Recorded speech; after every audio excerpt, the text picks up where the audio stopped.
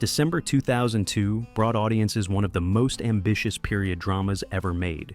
Gangs of New York transported viewers to the blood-soaked streets of 1860s Manhattan, where Leonardo DiCaprio and Daniel Day-Lewis battled for control of the 5 points.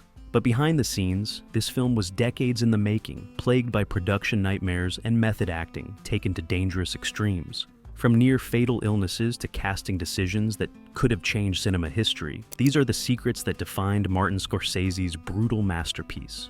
What you're about to discover will change everything you thought you knew about this epic. Number 1. A New Year's Day that changed everything. The calendar read January 1st, 1970, when a young director picked up a book that would haunt him for 3 decades. Martin Scorsese discovered Herbert Asbury's 1928 work, The Gangs of New York, An Informal History of the Underworld, and immediately saw the potential for an American epic. In those brutal portraits of gang warfare, he envisioned the violent birth of modern democracy. But Scorsese had no money or fame yet. By 1979, after establishing himself with Mean Streets and Taxi Driver, he purchased the film rights and commissioned a screenplay. Universal Pictures, Disney, Warner Brothers, 20th Century Fox, Paramount, and MGM all declined. The 1980 disaster of Michael Cimino's Heaven's Gate had terrified Hollywood away from expensive period pieces. It wasn't until 1999 that Harvey Weinstein at Miramax Films finally gave him the green light. That New Year's Day discovery became a 32-year obsession, making this the longest development period of any Scorsese film. Number 2. The last set like this you'll ever see. A legendary filmmaker walked onto the Roman set and delivered a prophecy that sent chills through the crew. George Lucas, then working on Attack of the Clones, visited the massive Gangs of New York production at Cinecittà Studios and told Scorsese something unforgettable. This would be the last time anyone would build something this elaborate physically. Production designer Dante Ferretti created over a mile of mid-19th century New York from scratch. The recreation included 5 city blocks of the 5 Point slum, the East River waterfront with 2 full-sized sailing ships, Tammany Hall, churches, saloons, and a patrician Fifth Avenue mansion.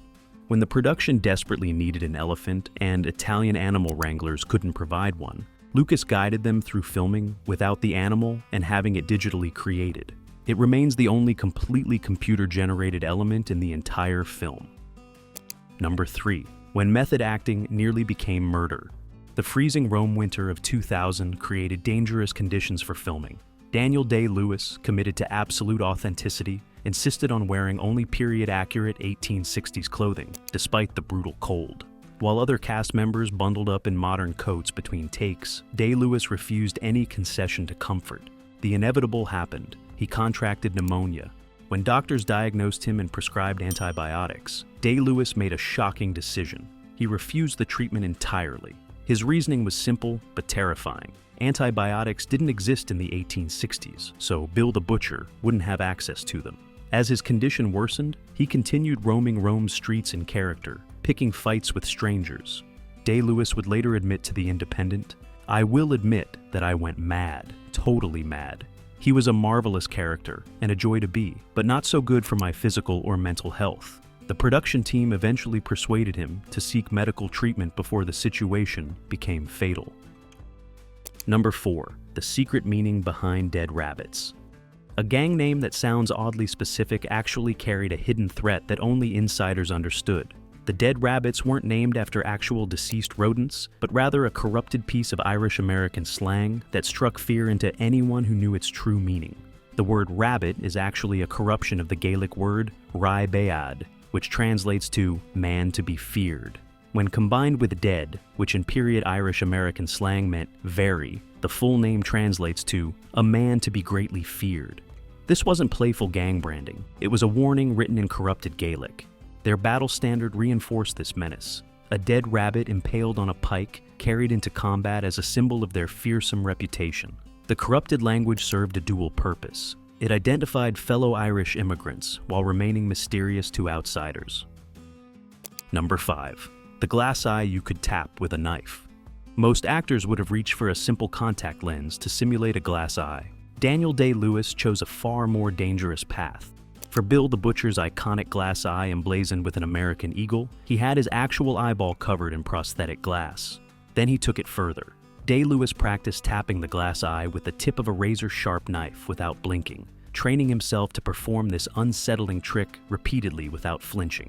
This wasn't in the original script. During filming, he improvised the knife tap, shocking his co-stars who watched in horror as he performed the stunt take after take. The physical commitment created an authenticity that no computer effect could match. When audiences watch Bill casually tap his glass eye with a blade, they're witnessing a real actor performing a genuinely dangerous act. That visceral reality made Bill's menace feel terrifyingly real. Number 6. When real gangsters became movie stars. Before the battle at the beginning of the film, several gangs introduced themselves with fierce pride. What audiences might assume is Hollywood invention was actually meticulous historical recreation. The Dead Rabbits, the Bowery Boys, and the 40 Thieves were all real-life New York gangs that terrorized the Five Points during the 1860s and 1870s. Scorsese's team researched period accounts and police records to ensure accuracy. The gang's appearance, their weapons of choice, and their violent behavior in the film match historical documentation. These weren't romanticized movie villains, but authentic recreations of brutal street fighters. Perhaps the most fascinating detail is what happened to many gang members later in life. Numerous fighters eventually became politicians, showing how the line between criminal and civic leader was razor thin in Civil War-era New York. The same men who bashed skulls in Paradise Square later held political office. Number 7. Knife tricks from an Irish circus. Preparation for a role usually means reading books and studying footage. Daniel Day-Lewis turned his preparation into an international operation. To master Bill the Butcher's signature knife-throwing skills, he hired 2 circus performers and arranged for them to fly all the way to his home in Wicklow, Ireland. But Day-Lewis didn't stop with knife-throwing. He spent several weeks working in an actual butcher shop, learning how to meticulously size and butcher meat. Day-Lewis wanted to understand the psychological relationship a butcher develops with their tools, the intimate knowledge of anatomy, the casual comfort with blood and blade.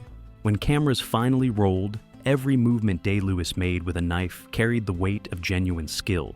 Whether he was throwing a blade across a room or casually cutting meat, the authenticity was undeniable. His hands moved with practiced confidence, making Bill's violence feel less like performance and more like terrifying reality. Number 8. From Belushi to Hanks, A Casting Odyssey. The role of Bill the Butcher went through one of Hollywood's strangest casting journeys before Daniel Day-Lewis ever read the script. In 1978, Martin Scorsese envisioned an entirely different film with an unexpected cast. He planned to feature Saturday Night Live legends Dan Aykroyd as Amsterdam Vallon and John Belushi as Bill the Butcher. The project collapsed tragically when Belushi passed away in 1982. Over the next 2 decades, the role morphed through various iterations. Robert De Niro was actually cast as Bill, but dropped out when he learned filming would require 6 months in Europe. Then came perhaps the most surprising offer, Tom Hanks, who loved the script but had scheduling conflicts with Road to Perdition. It wasn't until 1999 that Daniel Day-Lewis finally accepted the role, 21 years after Scorsese's first casting attempt. Imagine how radically different this film would have been, with Belushi's manic energy, Hanks's everyman appeal, or De Niro's method intensity. Number 9. The film that nearly destroyed Miramax. The budget for Gangs of New York started at a hefty $83 million, already massive for the indie-focused Miramax Films. But production delays, Scorsese's perfectionism, and the sheer scale of recreating 1860s, Manhattan caused costs to spiral out of control. By the time filming wrapped, the budget had ballooned by 25%, pushing the final price tag over $100 million. Harvey Weinstein faced a terrifying reality. This single film could destroy his studio. He was forced to sell international distribution rights for approximately $65 million just to secure the required funds. Internal Disney memos later revealed the film actually lost $6 million despite respectable box office numbers. Miramax's potential disaster was only offset by that same year's surprise hit, the musical Chicago. For a brief moment in 2002, the entire future of Miramax Films rested on whether audiences would embrace Scorsese's brutal epic. Number 10. Scorsese cons himself in a hidden cameo.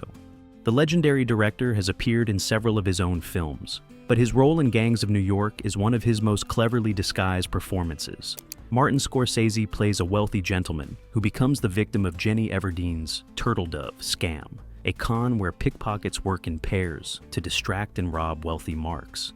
Scorsese wanted to appear in the film alongside his infant daughter Francesca, who also has a small role, but he insisted on staying away from the gritty, muddy 5 Points set.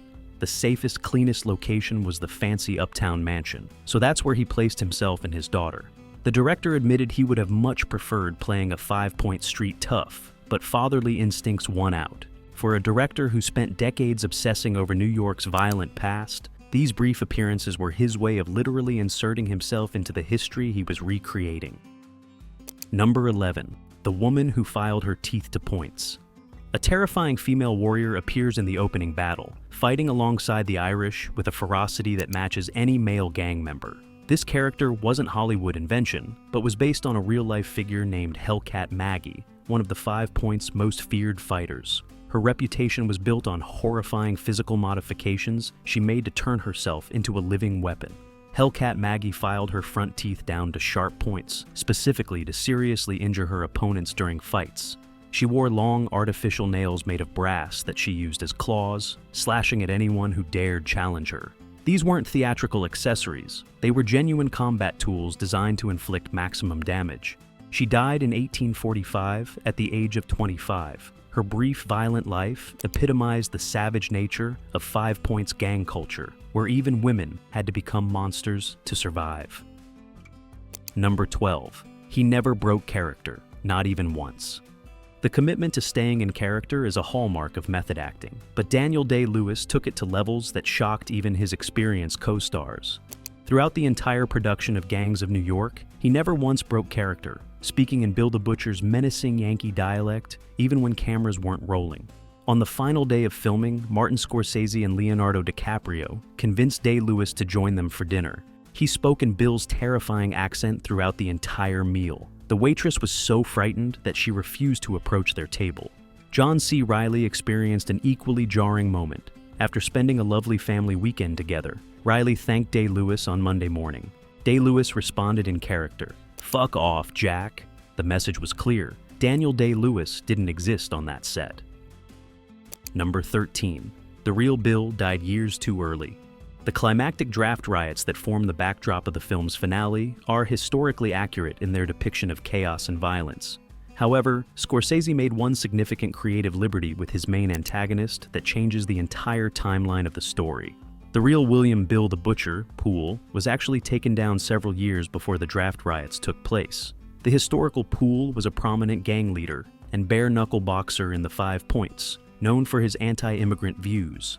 But he met his end well before the Civil War. Draft riots erupted in 1863. Scorsese needed his villain to survive long enough to witness these historical events, so he extended Bill's life significantly. To acknowledge this creative liberty, Scorsese changed the character's surname from Poole to Cutting. The name change served as a subtle signal to history buffs that this wasn't meant to be a completely accurate biographical portrayal. Number 14. DiCaprio didn't break Day-Lewis's nose.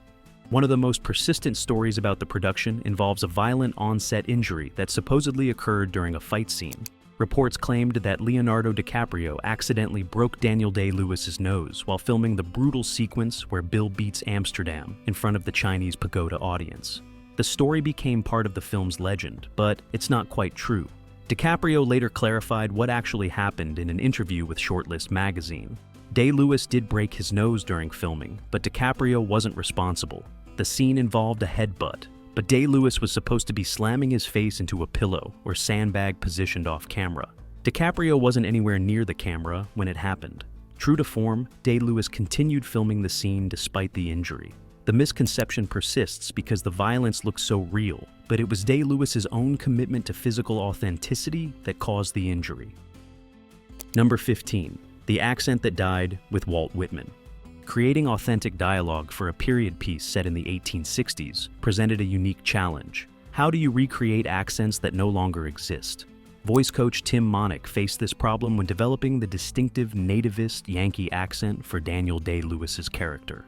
Monick turned to an invaluable historical artifact, an 1892 wax cylinder recording of Walt Whitman reciting 4 lines of poetry. In the recording, Whitman pronounced Earth as Ooth, and the A of Anne was nasal and flat. This brief recording provided crucial clues to how native New Yorkers actually sounded during that period. The result was an accent that feels both foreign and authentic to modern ears. Day-Lewis's Bill speaks in a way that sounds genuinely from another time, giving audiences a rare glimpse into how America actually sounded before the standardization of accents. Number 16. The riot that actually happened.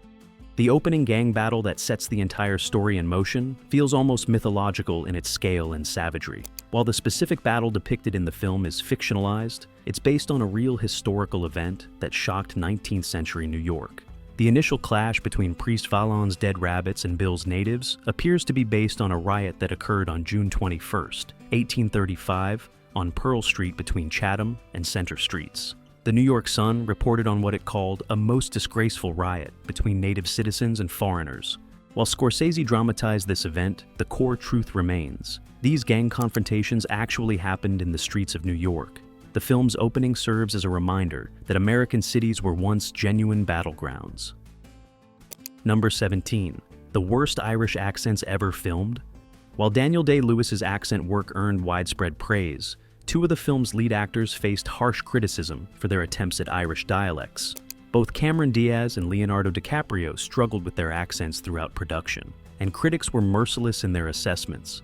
Cameron Diaz's portrayal of pickpocket Jenny Everdeen drew particularly sharp criticism. Her accent was inconsistent, sometimes loud and exaggerated, other times barely present at all. Critics noted she never felt authentic as a 19th century street-hardened character who grew up in the slums. Leonardo DiCaprio fared little better. His Irish accent had a tendency to appear and disappear throughout the film. To be fair, his character was designed to have a half-Americanized accent, born in Ireland but raised in the United States. But even accounting for that intentional blend, the execution was uneven. Number 18. The only CGI in the entire epic. Martin Scorsese's commitment to practical effects and physical sets made Gangs of New York a throwback to old-school filmmaking. Everything visible on screen was built, created, or performed by real people. But one creature proved impossible to obtain in Italy, forcing the production to break its own rule about avoiding computer-generated imagery. The script called for an elephant to appear in a scene. When Italian animal wranglers couldn't provide one in time, Harvey Weinstein called George Lucas, who was visiting the set, and practically begged for help. Lucas, an old pro at such technical challenges from his Star Wars work, guided them through the solution. Lucas explained how to shoot the scene without the elephant present, providing detailed instructions that would allow a digital elephant to be seamlessly added in post-production. It remains the only completely computer-generated element in the entire movie. Everything else audiences see is tangibly real. Number 19. When Scorsese returned his entire salary. The ballooning budget wasn't just a problem for Miramax. It became a personal crisis for everyone invested in seeing the film completed. As costs spiraled out of control and Harvey Weinstein grew increasingly anxious about the financial exposure, drastic measures became necessary. Martin Scorsese made the ultimate gesture of commitment to his decades-long dream. To help control the budget and ensure the film could be finished according to his vision, Scorsese reportedly returned his entire director's salary. He had waited 32 years to make this movie, and he wasn't going to let money prevent its completion. Leonardo DiCaprio also took a significant pay cut. Both men understood that Gangs of New York was more than just another paycheck. It was a chance to create something historically important. Their financial sacrifices allowed the production to continue through its difficulties and deliver the epic Scorsese had envisioned. Number 20. The Twin Towers Scorsese refused to erase. The film's closing sequence features a powerful time-lapse effect, showing the evolution of New York City's skyline from the 1860s to the present day. This sequence was completed before September 11, 2001, and it included a clear shot of the World Trade Center towers. After the towers fell, there was discussion about whether they should be digitally removed, but Scorsese firmly refused. It had to end with that, or the movie shouldn't have existed, he explained. The towers were part of New York's history, just as surely as the 5 Points gangs were. 15 months after the attacks, Gangs of New York was released with the towers intact, serving as an unintentional memorial to what had been lost. Number 21. The 9/11 excuse that wasn't true. When Gangs of New York was delayed from its original release to December 2002, Harvey Weinstein offered a public explanation that seemed reasonable and sensitive. He claimed the postponement was necessary because it was too soon after the September 11th attacks for audiences to watch a violent film set in New York. But this explanation didn't tell the whole story. While Weinstein was publicly citing 9/11 sensitivity, Martin Scorsese was still shooting pickups, minor snippets of scenes, well into 2002. The extended production schedule suggests the delay had more to do with finishing the film than protecting audience sensibilities. The truth is that production delays, budget overruns, and Scorsese's perfectionism had pushed the timeline back significantly. The 9/11 excuse provided convenient cover for what was really a troubled production struggling to reach completion. Number 22. The release date, that's split in two. The release date negotiations for Gangs of New York created an unprecedented problem in Hollywood. Leonardo DiCaprio was about to compete against himself at the box office. Harvey Weinstein wanted the film to open on Christmas Day 2002, but DreamWorks had scheduled Catch Me If You Can, also starring DiCaprio, for the same date. This created an impossible situation for the actor, who would have been expected to promote two competing films simultaneously. The conflict also threatened to split DiCaprio's fan base and cannibalize box office returns for both movies. After negotiations between DiCaprio, Weinstein, and DreamWorks' Jeffrey Katzenberg, a solution was reached.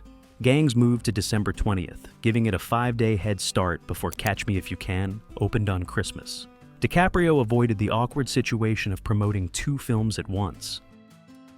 Number 23. 10 nominations, 0 golden statues. After 3 years of grueling production, massive budget overruns, and countless creative battles, Gangs of New York finally reached theaters in December 2002. When Academy Award nominations were announced, the film earned an impressive 10 Oscar nominations, including Best Picture, Best Director for Martin Scorsese, and Best Actor for Daniel Day-Lewis. It was the kind of across-the-board recognition that suggested major victories on Oscar night. Scorsese, who had been nominated for Best Director 5 times previously without winning, seemed poised for his long-overdue triumph. But when the ceremony concluded, Gangs of New York had won exactly 0 Oscars. The Night Belonged to Chicago, the musical adaptation directed by Rob Marshall, which swept the major categories and captured Best Picture. It was a crushing defeat after such overwhelming nomination success. Number 24. The haircut he couldn't wait to get. Daniel Day-Lewis is famous for his total commitment to every aspect of his characters, often maintaining costumes, accents, and mannerisms for months during production. But there was one element of Bill the Butcher that he absolutely despised and couldn't wait to shed the moment filming concluded. It was the hair. Bill the Butcher's long, greasy hairstyle became a source of genuine discomfort for Day-Lewis throughout the production. The period-accurate styling required his hair to be kept deliberately unwashed and slicked with various products. For months, Day-Lewis endured this uncomfortable aesthetic choice. The moment filming officially wrapped, Day-Lewis took immediate action. He shaved his head completely, removing every trace of Bill the Butcher's signature look. For an actor who refused antibiotics for pneumonia and picked fights with strangers to stay in character, his rush to eliminate the greasy hair reveals just how much that particular detail bothered him. Number 25. The photo that inspired a masterpiece. One of the film's most striking visual moments occurs when Amsterdam re-emerges into the 5 points after recuperating from his wound. As he walks through an alley, menacing figures stand on either side, watching him pass through their territory. There's a reason this scene feels so authentic. The scene is a direct visual recreation of Jacob Riis's 1888 photograph titled Bandit's Roost on Mulberry Street. The photograph shows a narrow alley with tough-looking men positioned on either side, staring directly at the camera with challenging expressions. Scorsese meticulously recreated this photograph's composition, using it as a visual blueprint for Amsterdam's return to the neighborhood. For viewers familiar with the original photograph, the scene becomes a moment where cinema and history perfectly align. Gangs of New York stands as a testament to obsessive vision and dangerous dedication. From Scorsese's journey to bring his dream to the screen, to Day-Lewis's method acting that nearly cost him his life, this film pushed everyone involved to their absolute limits. While critics debated its flaws and the Oscars passed it by with 0 wins despite 10 nominations, the film endures as one of cinema's most ambitious historical epics. The 5 Points may be long gone, buried beneath modern New York's concrete and steel, but Scorsese ensured its savage story would never be forgotten. If you enjoyed these secrets, hit that like button and subscribe for more hidden Hollywood history. What shocked you most? Was it Day-Lewis refusing medicine, Scorsese's long wait, or the fact that Tom Hanks almost played Bill the Butcher?